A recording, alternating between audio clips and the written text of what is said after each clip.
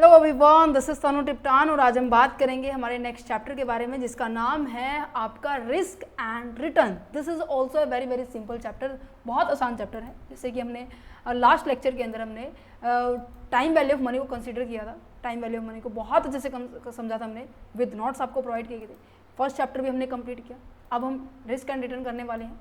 Then उसके बाद cost of capital, capital budgeting, इस तरीके से हम आगे जितने भी फर्दर चैप्टर्स हैं सबको कवर करेंगे। राइट, तो चलो टाइम वैल्यू ऑफ मनी को कंसीडर देखते हैं कि सॉरी रिस्क एंड रिटर्न के बारे में बात करते हैं। आपको मैं एक एग्जांपल देती हूँ जो कि कहीं ना कहीं आपका कंसेप्ट भी है, CAPM। ठीक है, उसके बारे में कंसेप्ट के बारे में बात कर लेंगे। वैसे आपको बता देती हूँ इस चैप्टर के अंदर हम क्या क्या डिस्कस करने वाले हैं। सबसे पहले बात आ जाती है आपकी कि रिस्क एंड रिटर्न का मतलब क्या होता है। दोनों के टाइप्स को डिस्कस करेंगे। यहाँ से क्वेश्चन आपको देखने को मिलेगा कि जो आपके सिस्टमैटिक रिस्क है और आपका अनसिस्टमैटिक रिस्क है वो क्या होता है। अच्छा, रिस्क एंड रिटर्न के अंदर से भी क्वेश्चन आता है। यहाँ पर आपको देखने को मिलेगा इन तीनों पॉइंट्स के ऊपर हर बार प्रीवियस ईयर के अंदर क्वेश्चन पेपर आया हुआ है। प्रीवियस ईयर क्वेश्चन पेपर में आपको साथ लेकर आए हूँ। देखो ये सभी क्वेश्चन पेपर आपके ये सभी क्वेश्चन हैं जो कि आपके पीछे जितने भी लास्ट ईयर हैं उन सब में आए हुए हैं। सो पहले चैप्टर को समझेंगे, देन उसके बाद क्वेश्चन पे जाएंगे। ठीक है। अच्छा, रिस्क के बाद मतलब रिस्क के बारे में आप क्या समझते हैं? रिस्क का मतलब क्या होता है? जो मतलब कि आप सोच रहे थे वैसा ना होकर आपकी सोच के बिल्कुल विपरीत जा रहा है तो कहीं ना कहीं ये कहेंगे कि रिस्क हो रहा है ना। मान लीजिए आपने कहीं पर 1 लाख रुपए इन्वेस्ट किए थे। ठीक है, उसकी वैल्यू इंक्रीज भी हो सकती है। ठीक है, आपने सोचा था उसकी वैल्यू ज़्यादा से ज़्यादा इंक्रीज कितनी होगी, 150K तक चली जाएगी। कम होगी तो ज़्यादा से ज़्यादा 90 to 80 तक जा सकती है। पर आपने ये नहीं सोचा था कि इसकी वैल्यू क्या हो सकती है, ये 10,000 रुपये तक भी रह सकती है, नहीं रह सकती है। तो कहने का मतलब जब भी हम बिजनेसमैन होते हैं या फिर मैं कोई किसी फार्मर का एग्जाम्पल लूँ या फिर मैं नॉर्मल अपनी लाइफ के अंदर एग्जाम्पल ले लेते कि जब बारिश होती है, ठीक है, आप रोड पे चल रहे होते हैं। ठीक है, रोड पे बहुत अच्छे से चल रहे होते हैं। अब आपके पास आपको ये लग रहा था कि हाँ रोड पे पानी है, आपके मान लीजिए जैसे बिल्कुल सेंटर तक पानी है। ठीक है, आपको लग रहा है कि हाँ मैं इसको क्रॉस कर जाऊंगा।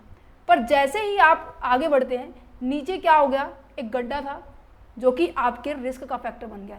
मीन्स कि जो आपने सोचा नहीं था, और ऑब्वियस ही बात है जब आप रास्ते में चल रहे हैं उस गड्ढे पे पैर आ गया तो आप डगमगाएंगे भी, है ना। मीन्स कि एक रॉन्ग पोजीशन आना जो आप चाह नहीं रहे थे, वो रिस्किंग फैक्टर है।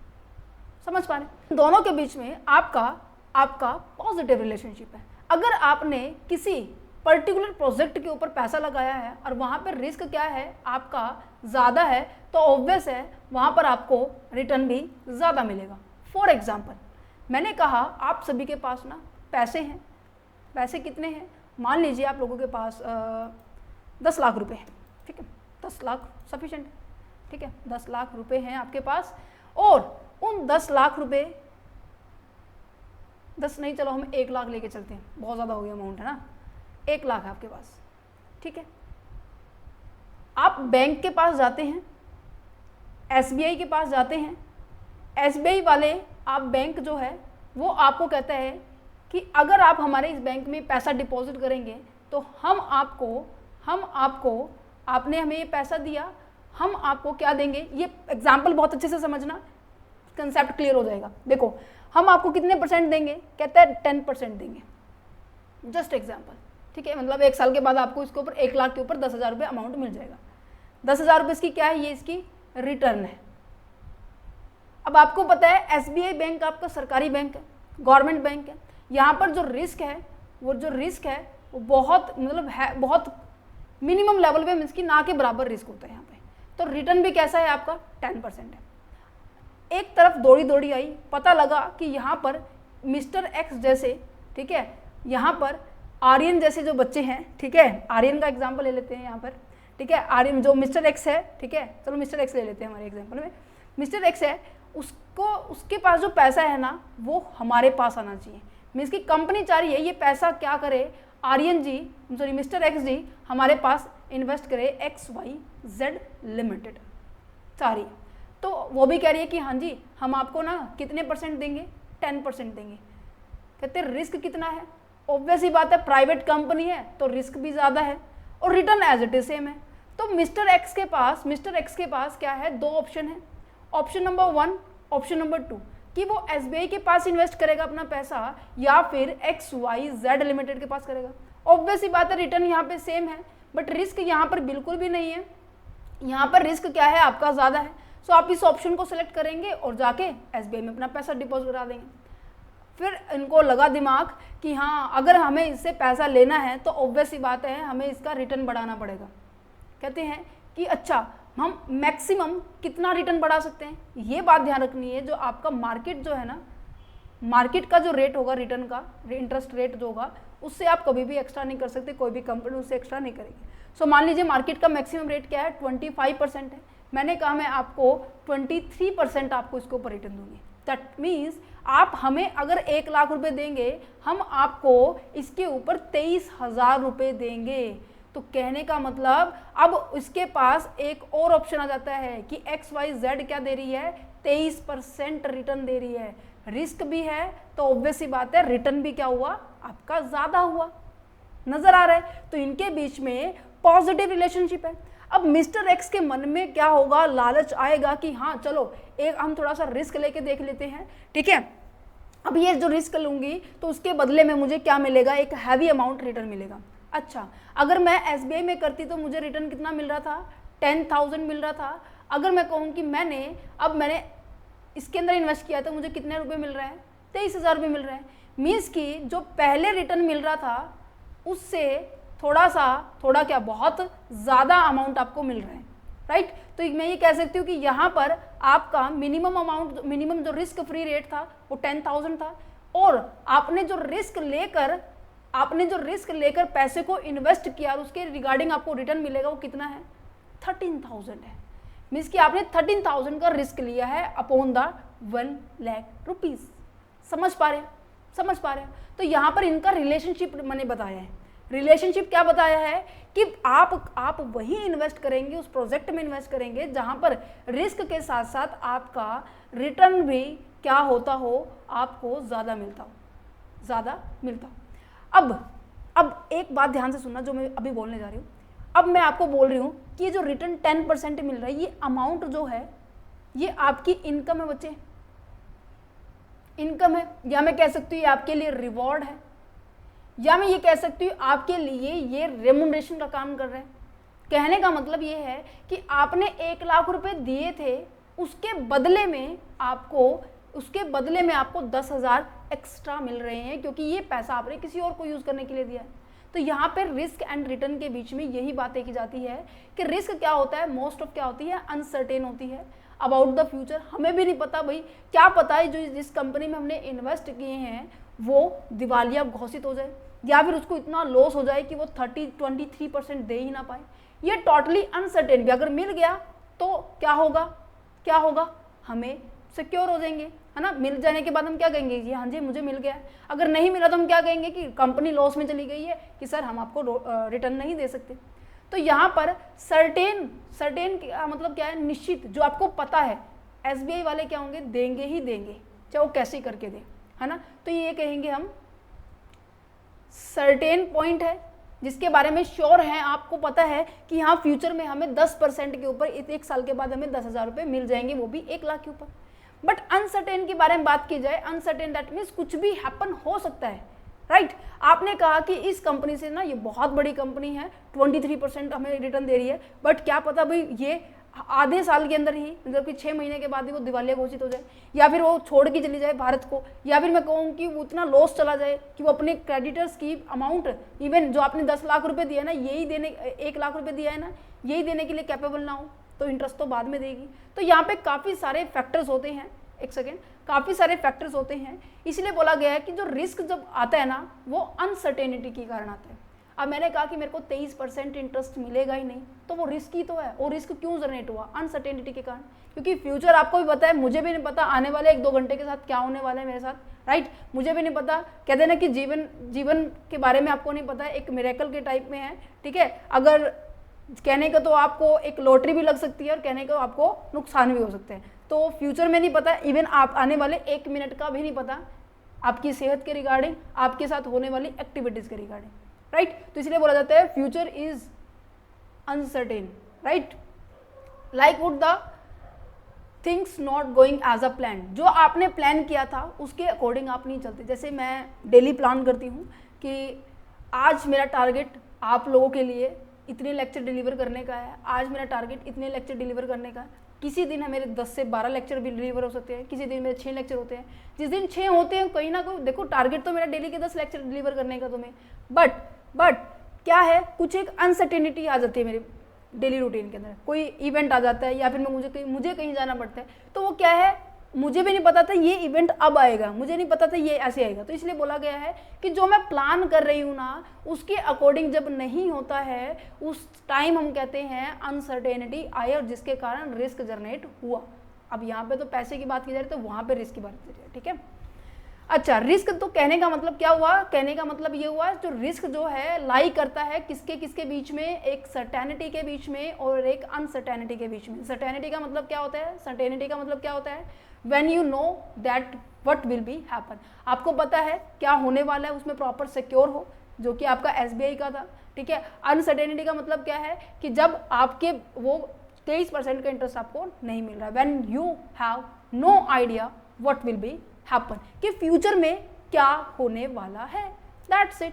कि रिस्क का मतलब क्या लिखा हुआ है कि around the chance of the something going wrong and not going and expected, कि आपके साथ कुछ गलत या फिर आपने जो सोचा नहीं था, जो प्लान नहीं किया था, वो आपके साथ हो रहा है, उसे हम कहेंगे रिस्क। वो देखो, अब लाइफ के साथ रिलेट किया जाए तो रिस्क का मीनिंग थोड़ा अलग हो जाएगा, फिनेंस के साथ रिलेट किया जाए तो रिस्क का मीनिंग यहाँ पे यही हो जाएगा। उसके बेसिस पे हम डिसीजन लेते हैं, और डिसीजन इस तरीके से लेंगे कि ना तो हमें ज़्यादा रिस्क क्रिएट हो, ना ही हमें ज़्यादा मतलब डरने की जरूरत हो।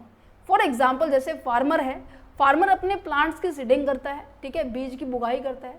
वो बीज की बुगाई तो करता है पर किस उद्देश्य से करता है कि मेरी जो फसल है वो बहुत अच्छी से होने वाली है, मेरी जो फसल है वो इतनी अच्छे से मैं कल्टीवेट करूंगा, उसकी हार्वेस्टिंग करूंगा जिससे मुझे प्रॉफिट होगा। सोच के तो उसने वही किया था, प्लान तो वही किया था। अब देखा कि सितंबर के महीने भी इतने बारिश हो रही है, इतनी ठंड पड़ रही है सितंबर के महीने में, अब यहाँ पर पता है तुम्हें, तो यहाँ पर क्या है कि जो फसल है वो क्या होती जा रही है, खराब होती जा रही है। तो वेदर का भी नहीं पता, मिट्टी क्या पता खराब हो जाए, उसके अंदर कीड़े लग जाए, इंसेक्ट्स लग जाए। तो रीज़न क्या होगा कि जो फार्मर्स की जो एक्सपेक्टेशंस थी अगर उससे मीट नहीं करती है तो वो रिस्क, जो सर्टेनिटी थी वो रिस्क में कन्वर्ट हो गए, फिर वो अनसर्टेनिटी में चला जाएगा। अनसर्टेनिटी दैट मीन्स जो आपको आइडिया भी नहीं था कि आपके साथ ऐसा कुछ हो जाएगा, ठीक है। सर्टेनिटी का मतलब क्या है, जिसके अंदर हम आइडिया था कि मेरी जो प्लांट है वो जो ग्रोथ है फसल का बहुत अच्छा होने वाला है। इसी तरीके से कंपनी में है कि जब अपनी day to day operating activities को करती है और इन्वेस्टमेंट्स करती है तो वहाँ पर भी इस तरीके का होता है कि इन्वेस्टमेंट सोच के तो यही करते हैं सभी लोग। कोई ऐसे करके सोचता है कि हाँ मुझे लॉस हो जाए मैं इसलिए इन्वेस्ट कर रहा हूँ, कोई नहीं करेगा। तो यहाँ पर हर एक इंसान क्या करते हैं, सोच के करता है कि मुझे कम से कम 8 से 10% रिटर्न तो मिल जाना चाहिए। क्लियर है। तो सर्टेनिटी का मतलब मैंने आपको बता दिया, जब आप श्योर होते हैं आपके आउटकम्स के रिगार्डिंग। अनसर्टेनिटी का मतलब जिसके बाद रिगार्डिंग आपको कोई आइडिया नहीं होता है, और रिस्क इन दोनों के बीच में मिडल में लाई करता है। क्लियर है, सिंपल, सो सिंपल। अब बात कर लेते हैं रिस्क के दो टाइप्स हैं, सिंपल टाइप है, एक्स एंट है और एक एक्स पोस्ट रिस्क है। एक्स एंट के बारे में बात की जाए ना, जब हम क्या करते हैं चीज़ों को प्लान करते हैं बिफोर द इवेंट, मीन्स कि कोई चीज़ आपके पास मान लीजिए अपॉर्चुनिटी आई, ठीक है, मैंने देखा मौसम बहुत अच्छा है, ठीक है, जुलाई अगस्त से सितंबर के मौसम में मैंने पौधे लगाए हैं, मैं मेरा एग्जांपल ले रही हूँ, ठीक है, मैंने प्लांटेशन की है, ठीक है। मैंने क्या किया प्लांटेशन लगाने से पहले, मीन्स कि पौधे लगाने से पहले मैंने क्या किया, रिस्क को प्रिडिक्ट किया। मीन्स कि जब चीज़ें मैं पहले इवेंट ऑर्गेनाइज होने से पहले मैं उसके रिगार्डिंग सोच रही हूँ, विचार कर रही हूँ, एस्टिमेट लगा रही हूँ कि इसके बारे में हम ऐसा कर सकते हैं। कहने का मतलब फॉरकास्टिंग करना, एस्टिमेट करना, प्रिडिक्शंस करना, एडवांस में मैं पहले ही सोच रही हूँ वो इवेंट अभी ऑर्गेनाइज नहीं हुआ है उस रिस्क के बारे में, तो उसे कहूँगी मैं एक्स एंट रिस्क कहूँगी। मीन्स कि मैं इवेंट ऑर्गेनाइज होने से पहले मैं प्लान कर रही हूँ। राइट, समझ में आ रहा है। इसको इस तरीके का बीच का AN निकाल के इसके AN से जोड़ देना कि प्लांट और मीन्स कि इवेंट ऑर्गेनाइज से पहले हम क्या कर रहे हैं, चीज़ों को, रिस्क को एनालिसिस कर रहे हैं।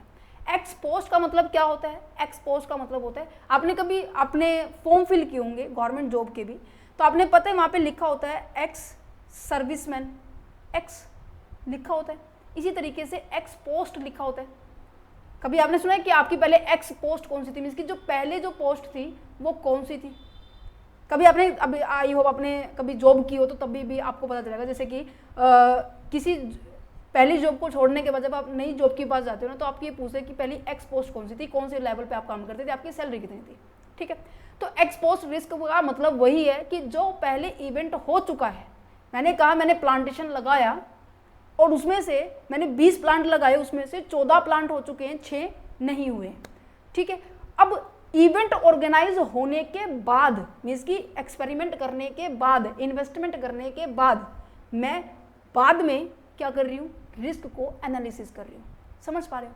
मीन्स कि आफ्टर द इवेंट रिस्क को एनालिसिस करना, मीन्स कि जो हो चुका है उसके बारे में अब मैं सोच विचार कर रही हूँ। ये क्या था, अभी जो हुआ नहीं है उसके बारे में सोच विचार करना, मीन्स कि जो आगे होने वाला है उसके बारे में सोच विचार होगा। ये पीछे की डाटा को यूज करेगा, ये आगे के डाटा को यूज करेगा। ये आगे का डाटा कैसे यूज करेगा, जो पास्ट एक्सपीरियंस होंगे, दैट्स इट। आगे समझ में, एक्स एंड रिस्क और x post risk. X and that means plan करना इवेंट ऑर्गेनाइज से पहले, एक्सपोज दैट मीन्स आप क्या कर रहे हो कि आपकी इवेंट ऑर्गेनाइज हो चुका है, अब जो उसमें कमियां थी, जो रिस्क आया है उसको एनालिस किया जा रहा है। सो सिंपल, आया समझ में? ओके, चलो अब आगे बढ़ते हैं। क्या कह रहा है, ये मैंने आपको एक्सप्लेनेशन दे दी है। एक्सेंट क्या होता है, ठीक है, ये अनसर्टेन होता है, ठीक है, एंटिसिपेट करते बिफोर द इवेंट होता है, डिसीजन तब उसके बाद में लेते हैं, ठीक है। और यहाँ पर political risk before the annual buying the stock, यहाँ पर बिजनेस से रिलेट कर दिया कि जब भी आप कोई स्टॉक खरीदते हैं, इन्वेंट्री खरीदते हैं या फिर किसी शेयर में इन्वेस्ट करते हैं, तो उसके बाइंग करने से पहले हम इसके बारे में, इन सभी जितने भी रिस्क है, पॉलिटिकल रिस्क है, लीगल रिस्क है, ठीक है, फॉरेन रिस्क है, बिजनेस रिस्क है, इन सब के बारे में एनालिसिस करते हैं, ठीक है। एक्स एंड रिस्क के बारे, एक्सपोस्ट रिस्क के बारे में बात की जाए तो ये ऐसा रिस्क होता है जो कि हमारे हिस्टोरिकल डाटा के ऊपर, मीन्स कि जो हो चुका है हम उसके ऊपर बात करते हैं। रिटर्न मैंने आपको बता दिया, रिटर्न क्या है, एक ऐसा प्रॉफिट है, ऐसा गेन है जो कि एक इन्वेस्टर को अर्निंग होती है उसकी इन्वेस्टमेंट के ऊपर, ठीक है, उसकी इन्वेस्टमेंट के ऊपर, उसको इन्वेस्टमेंट के ऊपर रिटर्न मिल रहा है, ठीक है, जो कि कहीं ना कहीं इस पर्सन के लिए तो बच्चे ये क्या होगी, रिटर्न होगी, ठीक है, बट बैंक के लिए वही चीज़ क्या हो जाएगी, कॉस्ट में कन्वर्ट हो जाएगी। तो आगे हम पढ़ेंगे, कॉस्ट ऑफ कैपिटल में डिस्कस करेंगे कि जब भी कभी कंपनी पब्लिक से पैसा रेज करती है तो उनको कुछ देती है। अब उसने शेयर को रेज किया है, ठीक है, अब इसने मान लीजिए इन पर्सनस ने शेयर में इन्वेस्ट किया, तो पब्लिक ने कंपनी ने क्या देगी, डिविडेंड देगी, देगी नहीं देगी? अगर इन्होंने डिबेंचर्स के ऊपर इंटरेस्ट इन्वेस्ट किया है तो कंपनी क्या देगी, इनको इंटरेस्ट देगी, राइट, इंटरेस्ट यहाँ पे दिया जाएगा। अब देखो डिविडेंड हुआ, इंटरेस्ट हुआ, ये तो इनके शेयर होल्डर्स के लिए क्या है, रिटर्न है, बट कंपनी के लिए क्या है, कॉस्ट है। तो पर्सपेक्टिव देखा जाएगा कि आप किस पर्सपेक्टिव से उसको रीड आउट कर रहे हैं, ठीक है। तो ये हमेशा क्या होता है, परसेंटेज में होता है। अब टाइप ऑफ रिटर्न के बारे में बात कर लेते हैं। एक तो बुक रिटर्न होता है। बुक रिटर्न का सिंपल सा लॉजिक है, जो आपकी बुक्स ऑफ अकाउंट में लिखा होता है। Books of account that means आपकी बैलेंस शीट में मेंशन होता है कि आपका जो एक शेयर है उसकी वैल्यू मान लीजिए 200 रुपये है, ठीक है, और जब आप इसको रिडीम, मतलब आपको पैसा मिलेगा, जब इस शेयर की जो रिडम्पशन मैच्योरिटी टाइम आएगा, तो आपको 200 रुपये के हिसाब से ही, मान लीजिए आपने 10 शेयर खरीदे हुए थे और बुक वैल्यू उसकी क्या है 200 रुपये, तो आपको क्या मिलेंगे, 2000 रुपये मिलेंगे, ठीक है। मार्केट वैल्यू क्या मतलब क्या है कि जो मार्केट में अभी प्रेजेंट में चल रहा है, डिमांड एंड सप्लाई के बेसिस पे प्राइस क्या किए जा रहे हैं, डिटरमाइन किए जा रहे हैं, ठीक है। मैंने कहा कि क्या पता 200 की वैल्यू 250 भी हो सकती है, 300 भी हो सकती है, या फिर आपकी 100 रुपये भी हो सकती है। जो भी मार्केट में रेट चल रहा है, मीन्स की बाजार में जो रेट चल रहा है उसके बेसिस पे आपको क्या मिल जाएगा, इन शेयर्स की अमाउंट आपको मिल जाएगी। इन शेयर के हिसाब से आपको जो पैसा मिलेगा वो आपका रिटर्न होगा, दैट सिंपल। आ गया समझ में? अच्छा, सिंगल पीरियड और मल्टीपल पीरियड का मतलब क्या है? सिंगल पीरियड का मतलब होता है कि जब आप 1 साल का रिटर्न लेते हैं। मैंने आपको लास्ट लेक्चर के अंदर समझाया था, मैंने लास्ट लेक्चर में समझाया था, अगर आप 1 साल के बारे में बात करते हैं, 1 साल के लिए पैसा इन्वेस्ट करते हैं, तो उसे हम क्या कहते हैं, आपको जो मिलने वाला पैसा होता है वो क्या होता है, सिंपल इंटरेस्ट होता है। होता है या नहीं होता है? अगर आप उसको 2 साल के लिए इन्वेस्ट करते हैं तो उसके ऊपर क्या मिलता है आपको? कंपाउंडेड इंटरेस्ट मिलता है। सेम इस तरीके से है कि अगर आप 1 साल के लिए अपने पैसे को इन्वेस्ट कर रहे हो तो उसके ऊपर आने वाला return over a one specific period, उसे कहेंगे सिंगल पीरियड रिटर्न। मल्टीपल है तो ऑब्वियस सी बात है आप काफ़ी सारे सालों के बारे में बात कर रहे हैं, ठीक है। एक्स एंड एक्स पोस्ट क्या अभी मुझे समझाने की बात है। अब रिस्क जैसे हमने पढ़ा था same as it is, return को पढ़ लो। एक्स एंड का मतलब क्या है कि मैं सोच रहा हूं कि मुझे कि जो मेरे पास 1 लाख रुपए हैं उसके ऊपर मेरे 12,000 रुपये पर साल के एट द एंड में मुझे मिलने चाहिए। बट एक्चुअल में जो मिला, कितना मिला?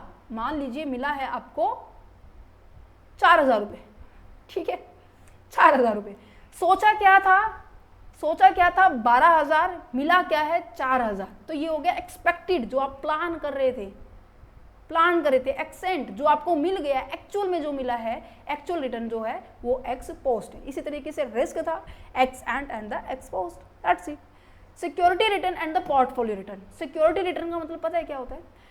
जब आप क्या करते हो, सिंगल इन्वेस्टमेंट करते हो या फिर सिंगल एसेट्स के ऊपर इन्वेस्ट करते हो, मीन्स कि एक एसेट्स है, आपने सारा पैसा इसी के ऊपर लगा दिया। पोर्टफोलियो रिटर्न का मतलब होता है कि जब आप अपना एक ही पैसा है जो आपके पास 1 लाख रुपए है, उस 1 लाख रुपए को डिफरेंट शेयर में अपने पैसे को लगाते हो। मीन्स कि अपने रिस्क को डाइवर्सिफाइड करने के लिए आपने क्या किया, अपने पैसे को अलग अलग जगह पे इन्वेस्ट कर दिया। That's it, this is a portfolio, right. अगर मान लीजिए इसमें लॉस हो गया तो ये तो बच जाएंगे पैसे। अगर सारा का सारा पैसा इसी में लगाया होता तो सारे पैसे डूब जाते नहीं जाते। तो यहाँ पर क्या है कि यहाँ पर आप क्या कर रहे हैं, अपने प्रॉफिट, अपने लॉसेस को डाइवर्सिफाई करने के लिए, अपने लॉसेस को बांटने के लिए साथ साथ आप उनको क्या कर रहे हैं, अपने प्रॉफिट को भी बचा रहे हैं और अपने लॉस को भी बचा रहे हैं। क्योंकि यहाँ से अगर मैंने सारा का सारा अपना पैसा यहाँ पे डाला होता तो ना तो आपको, पहली बात तो आपको लॉस होता, कैपिटल तो रिटर्न होती नहीं है ना। प्रॉफिट यहाँ से बचा लिया आपने, सो सिंपल। आया समझ में? ठीक है। अब इनके फॉर्मूले ना दिए हुए हैं। क्या है? रिटर्न ऑन इन्वेस्टमेंट मैंने कैसे निकाले? अब मैंने आपको बताया कि मैंने 1 लाख रुपए इन्वेस्ट किया और उसके ऊपर मेरे को 10% मिल रहा है, दैट मीन्स मुझे 10,000 रुपीज़ मिल रहे हैं। कैसे कैलकुलेट किया मुझे? कैसे मैंने कैलकुलेट किया? देखो, ये मैंने ना पहले भी करवाया था, तभी बोल रही थी मैं, time value of money is a very much important chapter है ये, कि आपको आगे आने वाले 3 से 4 चैप्टर में बेस होने वाला है आपका। देखो, मैंने कहा 1 लाख रुपए मेरे पास प्रिंसिपल वैल्यू है, ठीक है, प्लस आपको 1 साल के बाद प्रिंसिपल भी मिलेगा और साथ ही साथ क्या मिलने वाला है, इंटरेस्ट भी मिलने वाला है। 1 लाख के ऊपर 10% इंटरेस्ट मिलने वाला है। तो 1 लाख रुपए मेरे पास क्या हुआ, प्रिंसिपल वैल्यू, 10,000 मेरे पास क्या हुआ, इंटरेस्ट वैल्यू। तो फ्यूचर वैल्यू क्या हो गई है आपकी, 1,10,000 रुपये। ठीक है, समझ में आ रहा है? अच्छा, अगर मैं कहूँ कि मुझे रिटर्न मतलब निकालना है, मुझे रिटर्न फाइंड आउट करना है, तो रिटर्न का मतलब क्या है कि जो आज आपने इन्वेस्ट किया है प्रेजेंट में और जो फ्यूचर में जो मिलने वाला है उनका डिफरेंस था, बताया था, ये बता रखा है। इंटरेस्ट हो गया, रिटर्न हो गया। इंटरेस्ट किस, रिटर्न का तो ही तो है बच्चे। अगर आपने डिबेंचर में इन्वेस्टमेंट की हुई तो आपको रिटर्न मिल रही है, इंटरेस्ट मिलेगा। अगर आपको डिविडेंड मिल रहा है तो वो भी रिटर्न ही कहेंगे उसको, राइट। अच्छा, मैंने कहा, अब इसके अंदर मैंने क्या बताया था कि फ्यूचर वैल्यू माइनस के प्रेजेंट वैल्यू, मीन्स कि आपको मिला कितना पैसा है, आपको 1,10,000 रुपये मिले। इन्वेस्ट कितने किए थे, 1 लाख किए थे, कितना आ गया, 10,000 रुपये हमारे पास इंटरेस्ट आ गया। तरीका देखो ये सेम है। अब इसको मैं फॉर्मूले के थ्रू समझाऊँ आपको। देखो, तो चलो देखो यहाँ पे इसकी जो वैल्यू कैलकुलेट कर लेते हैं फॉर्मूले के अकॉर्डिंग। आपकी इनकम कितनी हुई है, आपकी इनकम हुई है बच्चे 10,000 रुपये हुई है नहीं हुई है? अच्छा सर, ये तो इन्वेस्टमेंट थी। और आपकी वैल्यू एट द एंड में आपको कितनी मिली है? एट द एंड में आपको 1 लाख रुपये साथ में मिले और 10,000 रुपये मिला है। इनिशियल इन्वेस्टमेंट कितनी थी, 1 लाख रुपये थी या नहीं थी? अच्छा, मैंने कहा इन दोनों को प्लस किया मैंने, कितना हो गया, 1,10,000 रुपये हो गया। नीचे कितना है, 1 लाख रुपये हो गया, ठीक है। माइनस करेंगे 1, दिस इज द 1,10,000 माइनस के 1 लाख रुपीज़ और नीचे 1 लाख रुपीज़। तो सॉल्व करेंगे तो क्या नजर आ रहा है, 10,000 रुपये आपने कमाए हैं 1 लाख के ऊपर, ठीक है। तो यहाँ पे मीन्स कि नीचे बेस क्या है कि जितना आपने पैसा इन्वेस्ट किया था, इनिशियल इन्वेस्टमेंट की थी, उसके ऊपर आपने कितना पैसा कमाया है वो रिटर्न निकालनी थी। मैंने निकाला 10,000। अगर मुझे इसको परसेंटेज में निकालना है तो मैं इसको इंटू में 100 कर दूं तो मेरा कितना परसेंट आ जाएगा, 10% आ जाएगा। क्लियर है फॉर्मूला? अच्छा, इसी तरह से एक्सेंट का है। एक्सेंट में क्या होगा कि आपने सोचा कितना था, ठीक है, आपको एट द एंड प्राइस कितना मिलेगा, इनिशियल इन्वेस्टमेंट कितनी की थी, सेम एज इट इज। मान लीजिए मैंने कहा कि मैंने 1 लाख रुपए इनिशियल इन्वेस्टमेंट की थी, आखिरी में मुझे मिलेगा 2 लाख रुपए बन के, तो डिविडेंड कितना हुआ, 1 लाख का हुआ, ऐसा कुछ, ठीक है, जो भी अमाउंट दी हुई है। एक्चुअल में एक्सपोज में क्या होगा कि जो आपको एक्चुअल का अमाउंट आ जाएगा यहाँ पे। पोर्टफोलियो में क्या होगा कि जो भी आपकी वेटेड एसेट्स थी, या वैसे भी हम इसको कॉस्ट ऑफ कैपिटल में डिस्कस करेंगे इस वाले टॉपिक को, पोर्टफोलियो रिटर्न के अंदर वेटेज कॉस्ट ऑफ वाले में, तो इसको इवन आप उसको होल्ड कर सकते हो, ठीक है, इसको पूरा इन डेप्थ में समझेंगे इन चीज़ों को।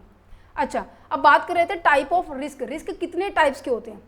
देखो, एक तो रिस्क होता है जो कि सबके ऊपर इक्वली इम्पैक्ट डाले, ठीक है, मीन्स कि पूरे मैक्रो लेवल पर, मीन्स कि ये नहीं है कि हाँ मेरे पर इफेक्ट पड़ रहा है, आप पे इफेक्ट पड़ रहा है, उस पर इफेक्ट पड़ रहा है, नहीं, ये सब पे एक जैसा इफेक्ट डालता है। ऐसे इफेक्ट को, ऐसे रिस्क को क्या कहेंगे? Systematic risk. मीन्स कि जो पूरी इकोनॉमिक को इफेक्ट डालता हूँ। जैसे कि आपको पता है जब हर्षित मेहता का तो केस हुआ था, स्टॉक मार्केट के अंदर क्रैश हुई थी मार्केट, पता है आप लोगों को? नहीं पता? पता होना चाहिए। आप इवन इतने बड़े हो चुके हो, हर्षित मेहता का अपनी वेब सीरीज भी देखनी होगी, तो वहाँ पर देखा था उस टाइम पे पूरी मार्केट क्या हो गई थी, पूरी मार्केट क्रैश हो चुकी थी। चाहे कोई पर्सन अच्छा परफॉर्म कर रहा था, चाहे गंदा परफॉर्म कर रहा था, सबके शेयर की वैल्यू गिर गई थी। दूसरी बार 2010 के अंदर हुई थी। फिर उसके बाद अगर मैं कहूँ कि जैसे इसी तरह की पैंडमिक सिचुएशन आ जाए, जैसे कि कोविड-19 इसका बेस्ट एग्जाम्पल हो सकता है। मीन्स कि ऐसे इफेक्ट, ऐसा फैक्टर जो कि सबके ऊपर सेम इम्पैक्ट डाले, ऐसे रिस्क को क्या कहेंगे? Systematic risk. इसे हम मैक्रो लेवल का रिस्क भी कह सकते हैं। मैक्रो क्या होता है? पूरा बड़ा। माइक्रो होता है एक छोटे से एरिया के बारे में बात की जा रही है। जब मैं कह रही हूँ कि केवल मेरे पे किसी स्पेसिफिक बिजनेस के ऊपर वो अगर इम्पैक्ट डाल रहा है, किसी स्पेसिफिक यूनिट के ऊपर इम्पैक्ट डाल रहा है, किसी स्पेसिफिक कंट्री के ऊपर इम्पैक्ट डाल रहा है, तो उसे हम कहेंगे अनसिस्टमैटिक रिस्क कहेंगे। समझ में आया इसका डिफरेंस? इसका डिफरेंस के ऊपर क्वेश्चन आता है, और सिस्टमैटिक अनसिस्टमैटिक के ऊपर टाइप में क्वेश्चन आता है। ध्यान से सुनना इस बात को। सिस्टमैटिक रिस्क का मतलब क्या है कि जब पूरी एंटायर मार्केट उस पर्टिकुलर रिस्क से अफेक्ट होती है। बॉर्डर सेक्टर होता है मार्केट का, ये आपके एक्सटर्नल फैक्टर होते हैं। जैसे मैंने बताया मार्केट क्रैश हो गई है, नेचुरल क्लाइमेट आ जाए, या फिर लॉकडाउन लगा था, आपके हाथ में नहीं था कि उसको रोक दे, है ना, एक्सटर्नल फैक्टर्स है, right. This type of the risk is known as the market risk. इसके हम कह सकते हैं मार्केट रिस्क भी कह सकते हैं, या फिर ऐसे कह सकते हैं जिसको हम डाइवर्सिफाई नहीं कर सकते। डाइवर्सिफाई दैट मीन्स जिस रिस्क को हम कम नहीं कर सकते, ऐसे रिस्क को क्या कहेंगे हम अपने सिस्टमैटिक रिस्क कहेंगे। As can not be mitigated through the diversification. इसको डाइवर्सिफिकेशन के थ्रू हम इसको खत्म नहीं कर सकते। रीजन यही है, जैसे कि इंटरेस्ट रेट बढ़ जाना, ठीक है, इन्फ्लेशन आ जाना, महंगाई इतनी हो जाना, ठीक है, रिसेशन आ जाना, मंदी आ जाना। सबसे पहली जो मंदी मैं कहूँगी, सबसे बिगेस्ट जो रिसेशन था, डिप्रेशन जिसे हम कह सकते हैं, 1930 के अंदर आया था। भारत के आज़ाद होने से पहले 1930 के अंदर आया था। पॉलिटिकल इंस्टेबिलिटी रहे, ठीक है, ये भी आपकी कंट्रोल में नहीं होता। नेचुरल डिजास्टर्स आ जाए, ग्लोबली इवेंट, कुछ भी ऐसी चीज़ें हैं जो कि आपके कंट्रोल से बाहर है। इन सभी फैक्टर से जब आपके बिजनेस पे इम्पैक्ट डलता है, उसे हम कहेंगे सिस्टमैटिक रिस्क कहेंगे। जो बात ध्यान में रखने की ये मैंने आपको यहाँ पे बता दी है, आप इसको रीड कर लेना। अनसिस्टमैटिक रिस्क के बारे में समझ लेते हैं। अनसिस्टमैटिक रिस्क का मतलब क्या होता है कि जब कोई स्पेसिफिक यूनिट के ऊपर इंपैक्ट डालती है, ये मैंने आपको बताया। इसको हम देखो, मैंने कहा कि मेरे ऊपर इंपैक्ट डाल रही है, मेरे ऊपर इंपैक्ट क्यों डाल रही है? मान लीजिए मेरे एक फैक्ट्री है, ठीक है, उस फैक्ट्री के अंदर जो मेरे कस्टमर है वो सेटिस्फाइड नहीं हो रहे, या फिर मैं कहूँ कि मेरी फैक्ट्री के अंदर जो प्रोडक्ट को प्रोड्यूस किया जा रहा है वो ज़्यादा हाई प्राइस है, जिसके कारण क्या हो रहा है, दूसरे जो कंपटीटर के प्राइस के, जो अफोर्डेबल प्राइस के ऊपर सामान खरीद रहे हैं। तो कहने का मतलब मेरी खुद की कंपनी में थोड़ा दिक्कत है, मेरी खुद की कंपनी की फंक्शनिंग में दिक्कत है, मेरे फिनेंस की दिक्कत हो सकती है, मेरी मैनेजमेंट की दिक्कत हो सकती है, मेरा कंपटीटर की दिक्कत हो सकती है, मेरे सप्लायर की दिक्कत हो सकती है, मेरी क्या हो सकती है, मतलब कि मेरे जो इंटरनल, मान लीजिए मेरे जो एम्प्लॉई है वो स्ट्राइक पे बैठ गए हैं, मान लीजिए जो एम्प्लॉई है वो काम ही नहीं कर रहे हैं, डिले कर रहे हैं काम को, तो मेरे मैनेजमेंट की मीन्स की जो मेरे इंटरनली बिजनेस के अंदर प्रॉब्लम है, तो ऑब्वियस सी बात है इंटरनली मैं इंप्लीमेंट कर सकती हूँ और उसको मैं खत्म कर सकती हूँ इस तरह के रिस्क को, राइट। तो unique to a particular company, industry and the sector, it's arise from the internal sector. ये इंटरनल सेक्टर से अराइज होते हैं, जैसे कि पुअर मैनेजमेंट हो गया, कंपनी की स्ट्राइक हो गई, इंडस्ट्री रेगुलेशंस हो गए, प्रोडक्ट के अंदर रिकॉल्स की जा रही है, फाइनेंशियल मैनेजमेंट, मिसमैनेजमेंट की दिक्कतें आ रही है। क्लियर है? समझ में आ गया? समझ में आ गया। चलो, अब मैंने आपको इनके बीच में जो डिफरेंस है वो बताए, कि रिस्क जो है, सिस्टमेटिक रिस्क जो है वो कब आते हैं, वो पूरी एंटायर मार्केट को इफेक्ट करते हैं। और इसको हम डाइवर्सिफेबल, इसको अदर नेम मैंने क्या बताया, मार्केट रिस्क और अनडाइवर्सिफेबल अनडाइवर्सिफाइबल जो रिस्क है उसे बात की जा रही है। कॉजेज क्या है, एक्सटर्नल फैक्टर्स है जिसके ऊपर किसी भी तरह का आप कंट्रोल नहीं कर सकते। ये सभी की कंपनी के ऊपर सेम इम्पैक्ट डालते हैं। एग्जाम्पल मैंने आपको बता दें, कोई भी एग्जाम्पल ले लीजिए, स्टॉक मार्केट का ले लीजिए या फिर आपकी पेंडेमिक सिचुएशन का लीजिए, ठीक है। क्या आप इसको मिटिगेशन कर सकते हो? नहीं कर सकते। कंट्रोल है आपके पास? नहीं है, आउटसाइड द कंट्रोल है। टाइप क्या होंगे? अब ये जो है ना, ये क्वेश्चन पेपर में आया हुआ है टाइप्स के ऊपर, market risk, interest risk, inflation risk and exchange risk. अभी पढ़ेंगे 2 मिनट को। क्या आपको इसका कॉरिलेशन है? हाई कॉरिलेटेड होता है across the different investment, different जो पर्सन है, डिफरेंट बिजनेस है, ऑब्वियस है इम्पैक्ट सब पे डालेगा। डिपेंड करता है किसके ऊपर ज़्यादा इम्पैक्ट डाल रहा है, किसी ऊपर कम इम्पैक्ट डाल रहा है, ठीक है। ये ड्यूरेशन आपकी लॉन्ग टाइम की। पैंडेमिक सिचुएशन याद है? पैंडेमिक सिचुएशन याद है? 2020 के अंदर आई थी मार्च की, और पूरे डेढ़ अप्रोक्स 2 साल, पौने 2 साल तक चली थी, है ना। 23 मार्च को पहला लॉकडाउन लगा था और 22 मार्च को वैसे पहले लगा था, संडे था, आई होप 22 का, 23 का था। उसके एक दिन के बाद फिर हमारा परमानेंटली 2 से 3 महीने का लगा था। जस्ट इसके अपोजिट आपका सिस्टमेटिक है। क्लियर है? डिफरेंस आया समझ में? बिल्कुल ईजी है। ओके, अब हम इसके डिफरेंस की ओर बढ़ते हैं, टाइप्स की ओर बढ़ते हैं। मार्केट रिस्क का मतलब क्या है? मार्केट रिस्क का मतलब होता है जहां पर आपकी मार्केट फिनेंस की रिगार्डिंग बात की जा रही है, ठीक है। आपके जो इवेंट्स हैं, जैसे नेचुरल डिजास्टर्स आ जाए, एकदम से इतना आंधी तूफान आ जाए, ठीक है, मैं कहूँगी अगर एक इलाके के ऊपर नहीं, वो सभी इलाकों के ऊपर, मीन्स कि सभी लोकेशन के ऊपर मेन इम्पैक्ट डाले। या फिर मैं कहूँ कि महंगाई इतनी बढ़ गई है, जब पेट्रोल के दाम बढ़ते हैं तो क्या ये होता है कि मुंबई के अंदर बढ़े? नहीं ना, सब जगह बढ़ते हैं, चाहे 1-2 रुपये बढ़े, कैसे ही बढ़े। देखो मैंने अभी ऊपर बताया, इम्पैक्ट सबके ऊपर, कॉरिलेशन सबका अलग अलग होता है, बट बढ़ते ज़रूर है। अगर मुंबई के अंदर 110 रुपये आ जाता है, दिल्ली के अंदर वही 107, 108, 109, 10 रुपये के आएगा, हरियाणा के अंदर कुछ और कम आएगा, पंजाब के अंदर कुछ और आएगा। तो कहने का मतलब जो आपकी इकोनॉमिक रिसेशन आ रही है, महंगाई आ रही है, वो भी आपके मार्केट का रिस्क है, जो कि आपकी बिजनेस की डे टू डे एक्टिविटीज़ को बहुत ज़्यादा इम्पैक्ट करते हैं। यहाँ पर आप बिजनेस के बारे में बात करें तो ऑब्वियसली बात है शेयर के बारे में बात करेंगे, फाइनेंशियल मैनेजमेंट का सब्जेक्ट पढ़ रहे हैं तो यहाँ पे शेयर के बारे में बात करेंगे। जब स्टॉक मार्केट के अंदर क्रैशेज आते हैं तो वो सबसे बड़ा मार्केट रिस्क माना जाता है। पता है इस बात का? हर्षित मेहता का इसमें सबसे बड़ा एग्जाम्पल है। हर्षित मेहता का जो एपिसोड था, सीरीज थी, ये वहाँ पर भी ऐसा हुआ था, ठीक है। और उसका केस 2001-2 तक चला था। आई होप उसकी जो कहते हैं ना कि अपील एंड पिटिशन जो चली थी 2001 तक चली थी, और एट द एंड में फाइनली वो हार्ट अटैक के कारण उसकी डेथ हो गई थी, है ना। सो स्टॉक मार्केट उस सारी स्टॉक मार्केट का कंट्रोल उस हर्षित मेहता के हाथ में था। इतना पावरफुल स्ट्रॉन्ग पर्सन, कहते हैं ना कि बुलिश पर्सन है, हो गया था, ठीक है। नेक्स्ट आ जाता है interest rate risk. Interest rate risk का मतलब क्या होता है कि जैसे ही मार्केट में किसी, मान लीजिए मैंने कहा कि मैंने गवर्नमेंट के बॉन्ड खरीदे हुए हैं, जो बॉन्ड होते हैं ना मोस्ट ऑफ गवर्नमेंट इशू करती है या फिर म्यूनसिपल कॉर्पोरेशन इशू करती है, ठीक है। मैंने कोई पैसा लगाया है इन बॉन्ड्स के ऊपर, मान लीजिए 10,000 रुपये लगाए, ठीक है, और अब सितंबर के अंदर लगाया, और मैंने गवर्नमेंट के बॉन्ड खरीदे, मैंने गवर्नमेंट को पैसा दिया, गवर्नमेंट कहते हैं हम तुम्हें इसके ऊपर आपको 10% क्या देंगे, इंटरेस्ट देंगे। मैं बड़ी खुश हुई। ठीक 3-4 दिन बाद या फिर 1-2 महीने के बाद मेरे दोस्त ने भी इसके ऊपर 10,000 रुपये लगाए, और गवर्नमेंट ने कहा, वही सेम 10,000 रुपये हैं, गवर्नमेंट ने कहा हम तुम्हें 12% क्या देंगे, इंटरेस्ट देंगे। अब नुकसान किसको है, मेरे को या मेरे दोस्त को? ऑब्वियस ही बात है मेरे को है, क्योंकि अमाउंट वही है, इंटरेस्ट रेट क्या हो रहा है, चेंज हो रहा है। तो जैसे जैसे जब भी बॉन्ड इंटरेस्ट का रेट चेंज होता है, इंटरेस्ट का रेट बढ़ता है, तो बॉन्ड की जो वैल्यू है ना, देखो मेरे लिए इसकी वैल्यू कितनी बनेगी,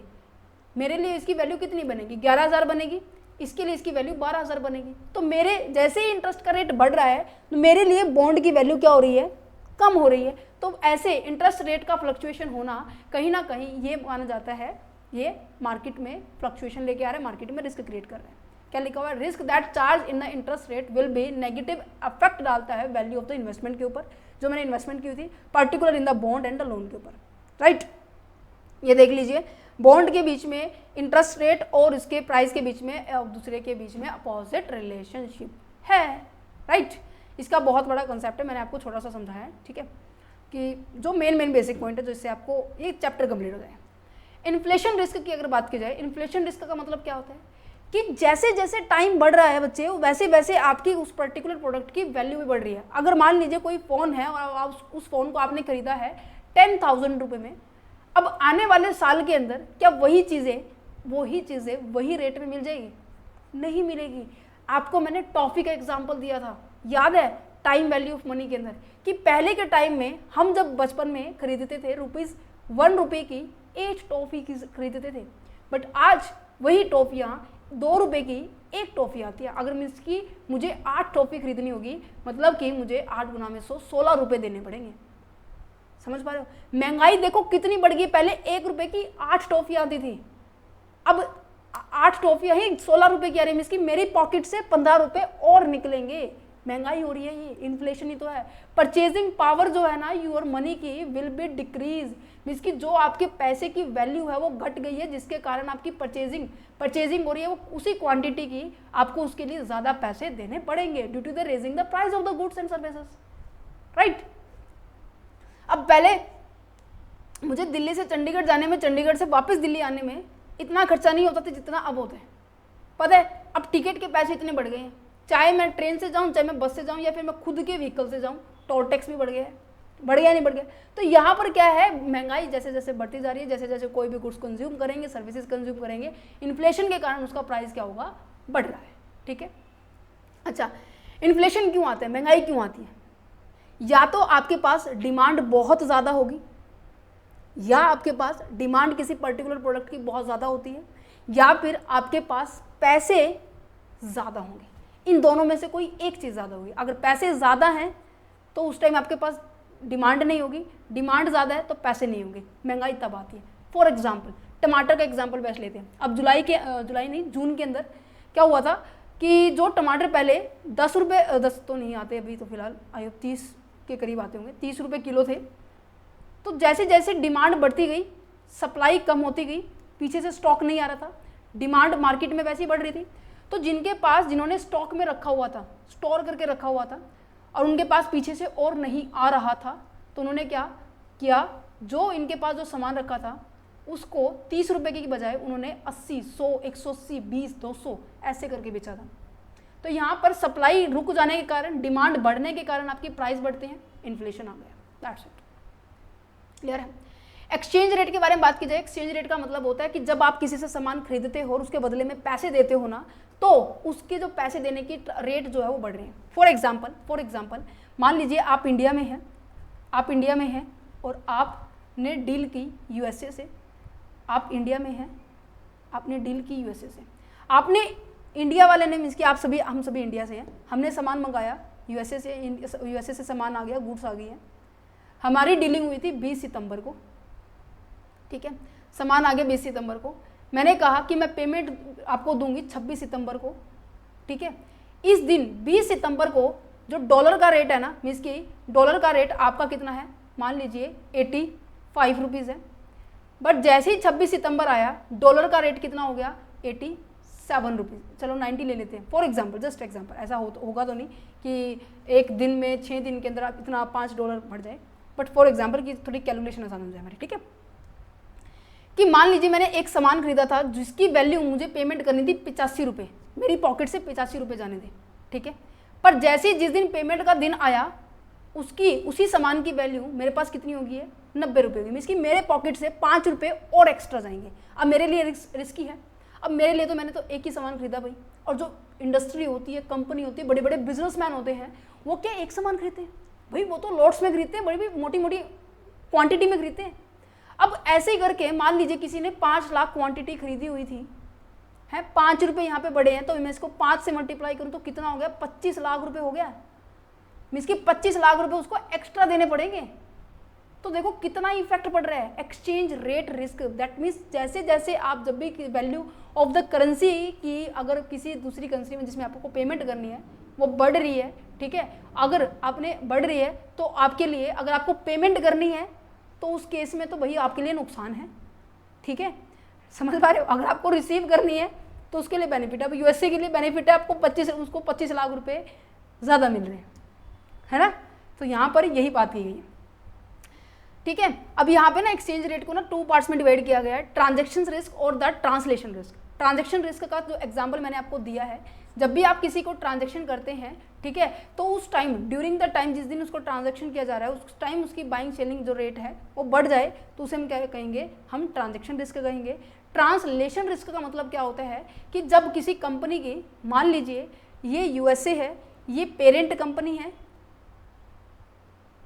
पेरेंट कंपनी क्या होती है, जो मेन कंपनी होती है, इसकी सब्सिडरी है काफ़ी सारी कंट्रीज के अंदर, इंडिया के अंदर है, चाइना के अंदर है और यूके के अंदर है, ठीक है। अब ये भी अपनी बुक्स ऑफ अकाउंट को तैयार करेंगे, ये भी अपनी बुक्स ऑफ अकाउंट को तैयार करेंगे, ये भी अपनी बुक्स ऑफ अकाउंट को तैयार करेंगे, ठीक है। अब सबने अपनी बुक्स ऑफ अकाउंट को अपनी करेंसी के हिसाब से किया होगा, इंडिया वाले इंडियन रुपीज़ में करेंगे, चाइना वाले अपनी चाइना के रुपीज़ में करेंगे, यूके वाले यूएसए डॉलर में करेंगे। तो इनको इतनी दिक्कत नहीं होने वाली जितनी यूएसए इंडिया वालों को होने वाली है, क्योंकि इंडिया की रुपीज़ की वैल्यू वहाँ के रुपीज़ की वैल्यू में फ़र्क है, पता है आपको। अब अगर आज के डेट में अगर $1 लेने लग जाओ तो आपको 83 से 84 रुपये आपकी पॉकेट से देने पड़ेंगे। मैंने इसी के हिसाब से अपनी बुक्स ऑफ अकाउंट को तैयार किया, ठीक है। एक्सचेंज रेट में फ्लक्चुएशन हुआ, बुक्स ऑफ अकाउंट मैंने उसी रेट से किया, जैसे ही मैं उसको ट्रांसलेट करूँगी फॉरेन के अंदर तो गड़बड़ा जाएगी मेरी लिस्ट, मेरा बैलेंस शीट मैच ही नहीं करेगा। समझ पा रहे हैं? मीन्स कि when a company with operating in the multiple countries, जब एक कंपनी काफ़ी सारी कंट्रीज के अंदर क्या कर रही है, ऑपरेटिंग कर रही है, ठीक है, और वो कन्वर्ट कर रही है अपने फाइनेंशियल स्टेटमेंट को फॉरेन कंट्री की, फॉरेन सब्सिडरी कंपनी के अंदर टू द होम कंट्रीज के अंदर, तो रिपोर्टिंग जो पर्पस होगा ना, जिसकी जो जिस रिपोर्ट को हम तैयार कर रहे हैं, जिस रिपोर्ट को हम तैयार कर रहे हैं उसके अंदर गड़बड़ाहट होगी, क्योंकि उसको हम इसकी वैल्यू में कन्वर्ट करेंगे, ठीक है। इंडियन रुपीज़ की फाइनेंशियल स्टेटमेंट को हम यूएसए की फाइनेंशियल स्टेटमेंट के अकॉर्डिंग हम उसको कन्वर्ट करेंगे, तो कहीं ना कहीं ऑब्वियस है चेंज जरूर आ जाएगा। Exchange rate change between the foreign country and the home country. हमारी अब होम कंट्री कौन है, इंडिया है, फॉरेन कंट्री कौन है, यूएसए है। इसके अंदर आपको चेंज नज़र आएगा, ठीक है। आपकी जो एसेट्स है, आपकी जो लायबिलिटी है, आपकी जो अर्निंग है, उनके अंदर आपको चेंजेस बहुत ज़्यादा देखने को मिलेगा, ठीक है। समझ में आ गया?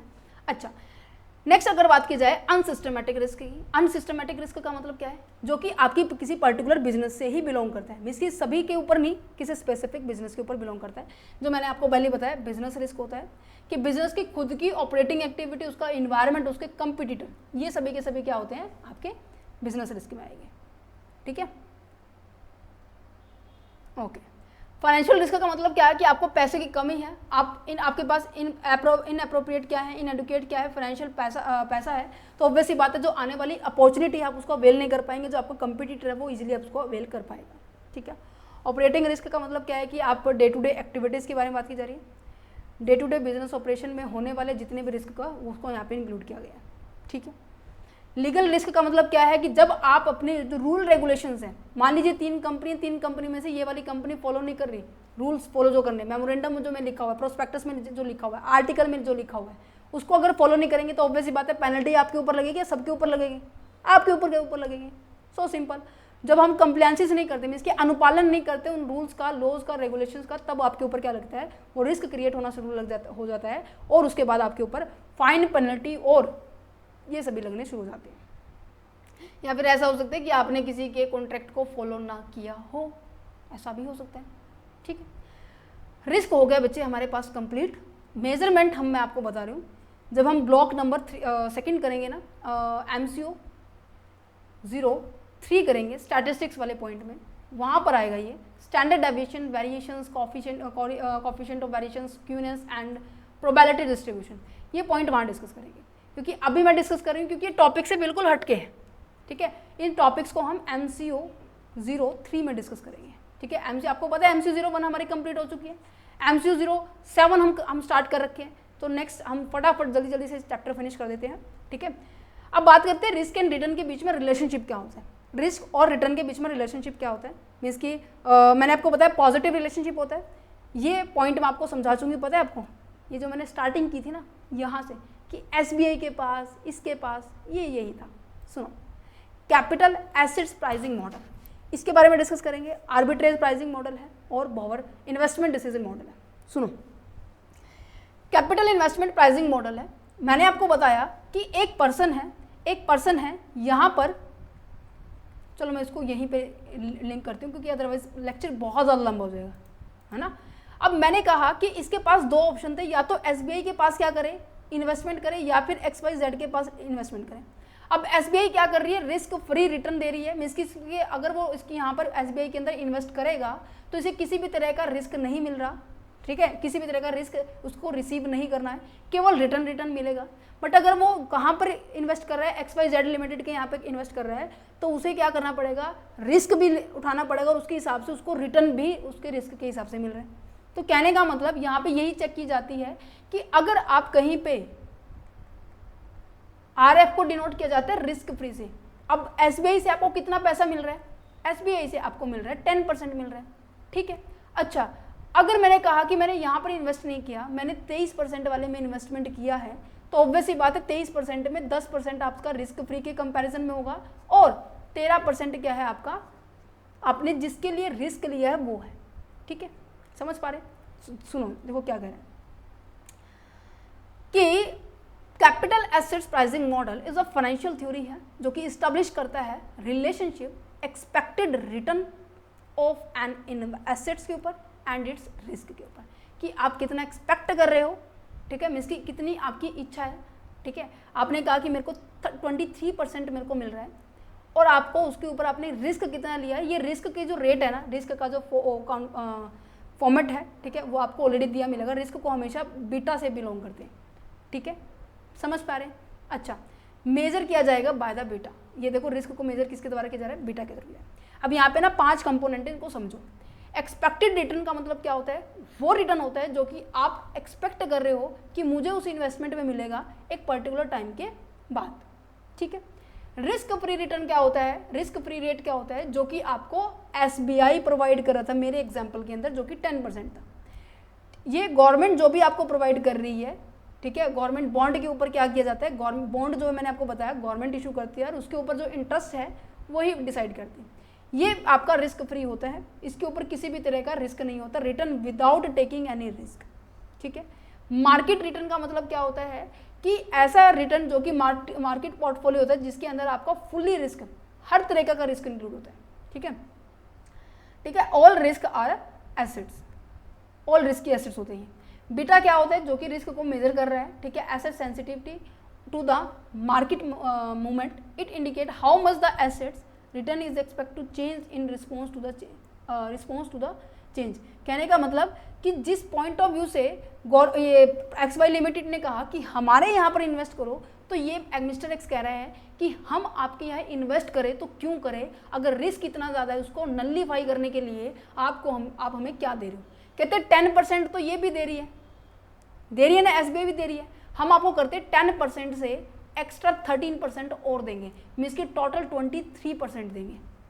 आया समझ में अब 23 और मैंने इसको कैसे बाइफरकेट किया था कि 10% जो रिस्क फ्री तो वैसे ही मिल रहा है, जो आप रिस्क ले रहे हैं उसके लिए हम आपको 13% देंगे, टोटल 23% हो गया, ठीक है।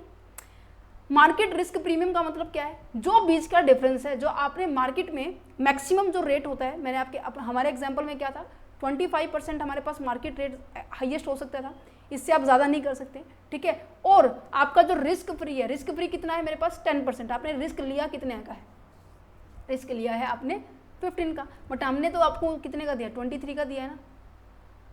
23 में से आपका 13 का आपने रिस्क लिया, 13 के रिस्क के आपके ऊपर रिटर्न भी आपको कैलकुलेट किया जाएगा। फॉर्मूला आपके पास ये है, देखो RF risk free return beta into RM। मैंने कहा कि मैंने आपके यहाँ पर इन्वेस्ट किया और आप रिस्क फ्री रिटर्न कितना है 10 है, प्लस बीटा कितना है, मान लीजिए बीटा फॉर एग्जाम्पल के तौर पे कितना ले कि कैलकुलेशन, एक मिनट रुको, कुछ भी ले लीजिए, मैं मान लीजिए यहाँ पे इसका 2 ले लीजिए, क्योंकि बीटा जो है ना हर एक कंपनी के ऊपर ना डिफरेंट बिलोंग करते हैं, हर एक कंपनी का जो रिस्क फैक्टर है अलग अलग होता है। अच्छा, आपके जो मार्केट वैल्यू कितनी थी, आपने कितनी दिया है 23, ठीक है, और आपका रिस्क फ्री कितना है 10 है, सो सिंपल। तो 10 प्लस के 2 into 13, this is the 10 plus के 2 26, तो वैल्यू कितनी हुई, वैल्यू हुई आपकी 36 हुई। क्लियर है, कहने का मतलब ये है कि आप यहाँ पे कंफ्यूज मत होइए। सुनो, अरे कंफ्यूज तो होना ही नहीं है, सुनो मेरी बात। यहाँ पे ये बोला गया है कि जो मार्केट रिस्क है ना, मार्केट जो रिटर्न है आपका, जो कंपनी रिटर्न दे रही है कभी भी इस मार्केट रिटर्न से ज़्यादा नहीं होता। तो मैंने क्या किया था, 25 बजे की बजाय मैंने क्या लिया था, 23 लिया था। That's a reason.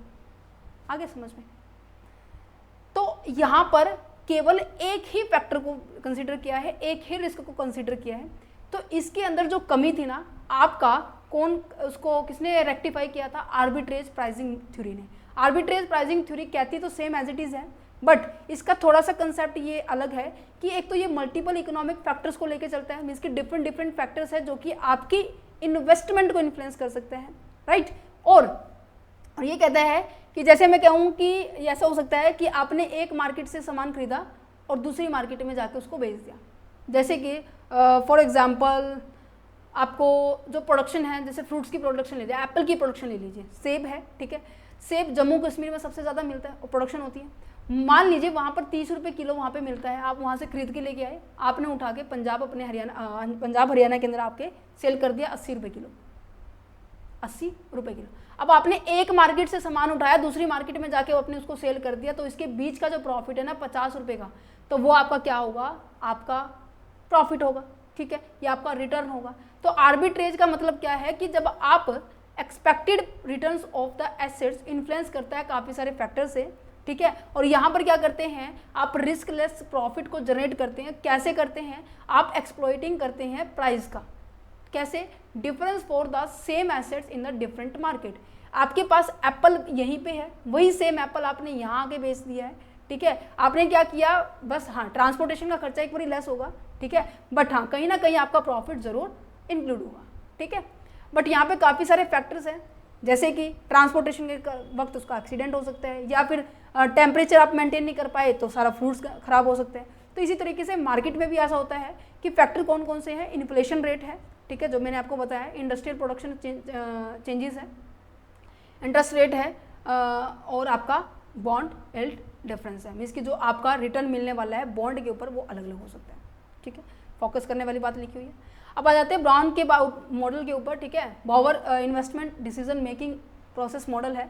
ये कहते हैं कि जब भी कोई आप इन्वेस्टमेंट करते हैं ना, उसके डिसीजन लेते हैं, तो डिसीजन लेने से पहले ना आपको कुछ एक स्टेप को फॉलो करना पड़ेगा, दैट्स इट। वो स्टेप देखने हैं। स्टेप क्या है, उसने एक फ्रेमवर्क डिज़ाइन किया है स्टेप के तौर पर। वो कहते हैं कि आप अपनी पहले स्ट्रेंथ देखो कि आप में क्या खूबी है। फॉर एग्जाम्पल मैं आपको अपनी डेली लाइफ से रिलेटेड करती हूँ कि मान लीजिए आपको टेक्नोलॉजी को ऑपरेट करना आता है, ठीक है। आपको मान लीजिए पीसी हो गया, इलेक्ट्रॉनिक गैजेट्स हो गए हैं, इनको ऑपरेट करना आता है, ठीक है।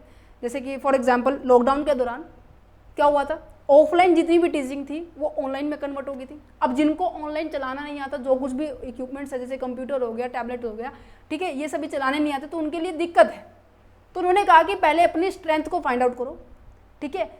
अगर मैंने कहा फ्यूचर में उसके रिगार्डिंग अपॉर्चुनिटी आती है, अब जिनको कंप्यूटर आता था, नेटवर्क चलाना आता था, ठीक है, नेट जो ऑपरेट करना आता था, तो उनके लिए 2020 में बहुत अच्छी अपॉर्चुनिटी आई। बहुत सारे प्रोडक्ट क्या थे, बहुत सारी सर्विसेज थी, वो ऑनलाइन आने लगी थी। तो इन्होंने कहा कि सबसे पहले आप मार्केट में अपनी स्ट्रेंथ देखो, देन उसके बाद स्ट्रेंथ के अकॉर्डिंग क्या करो, आप अपनी अपॉर्चुनिटी को फाइंड आउट करो, involving the exploring the new market and technology and project, और जो कि आपकी ऑर्गेनाइजेशन की स्ट्रैटेजी, आपके ऑर्गेनाइजेशन के गोल के साथ मैच खाती हो, वही आप अपॉर्चुनिटी क्या करेंगे, अवेल करेंगे। अच्छा, मैंने कहा कि मैंने देखा मार्केट में तो ना मेरे पास ना 3 से 4 अपॉर्चुनिटी, तो इनको फिर इंडिविजुअली एनालिसिस करना है, इंडिविजुअली इनके रिस्क को, इंडिविजुअली इनके रिटर्न को, इंडिविजुअली इनके हर एक एस्पेक्ट को हमें इसको चेकआउट करना है। एवेल्युएशंस एंड एनालिसिस हो गया। देन उसके बाद मैंने सोचा कि हाँ इसके अंदर ज़्यादा रिस्क है, इसके अंदर कम रिटर्न है, इसके अंदर क्या है, टाइम ड्यूरेशन ज़्यादा है, लाइफ टाइम ज़्यादा इस प्रोजेक्ट की, तो ये मैंने इसलिए कट कर दिया। फाइनली मैंने प्रोजेक्ट नंबर 3 को उठाया, डिसीजन लिया, उठा के इम्प्लीमेंट, डिसीजन लेने के बाद इम्प्लीमेंट कर दिया, ठीक है। इम्प्लीमेंट करने के बाद मैं उसको रिव्यू भी करूँगी। ये है आपका बॉवर का डिसीजन मेकिंग कंसेप्ट, जो कि आपकी इन्वेस्टमेंट के रिगार्डिंग था। क्लियर है, चैप्टर हो गया है finish, risk and return chapter finish. आप ये समरी पढ़ सकते हैं। अब आप देखना कि जो प्रीवियस ईयर में क्वेश्चन कैसे आए हैं। दिसंबर 2022 के अंदर कैपिटल एसेट्स मॉडल आया था, pricing model. Arbitrage pricing theory आपकी दिसंबर 2023 में आई थी। और साथ में ये वाला पॉइंट भी आता है, रिस्क रिटर्न के बीच में रिलेशनशिप क्या, ऑब्वियस सी बात है इसके अंदर तीनों पॉइंट को आएंगे, बट इसने बोला कि using the CAPM model. Next क्या है जो कि 2023 में ही आया था क्वेश्चन कि different type of the systematic risk involve in the financial decision making with example. Type पूछे गई है जो कि हमने डिस्कस किया। जून 2022 के अंदर कौन सा क्वेश्चन आया था, CAPM मॉडल आया था, उसके बाद रिस्क एंड रिटर्न के बीच के कंसेप्ट के बारे में आया था। ठीक है, हो गया chapter complete, right, chapter finish. अगर आप ये PDF लेना चाहते हैं तो आप ले सकते हैं, ₹9 आपको इस PDF के लिए पे करने होंगे, राइट। और डिस्क्रिप्शन में WhatsApp number, email ID given है, टीम के साथ कॉन्टैक्ट कर सकते हैं। अगर लेक्चर अच्छा लगा हो प्लीज़ सेशन को लाइक करना, बच्चों के पास शेयर करना कि सबको ये कंसेप्ट ईजी वे में समझ में आ जाए। ओके, सो चलो मिलते हैं नेक्स्ट चैप्टर के अंदर। नेक्स्ट चैप्टर है हमारा कॉस्ट ऑफ कैपिटल, बहुत अच्छे से करेंगे, बहुत इंटरेस्टिंग है। देन उसके बाद कैपिटल बजटिंग, देन उसके बाद आगे फर्दर जितने भी चैप्टर है कैपिटल बजटिंग वाले सेकंड पॉइंट। ठीक है, सो चलो टाटा बाय बाय।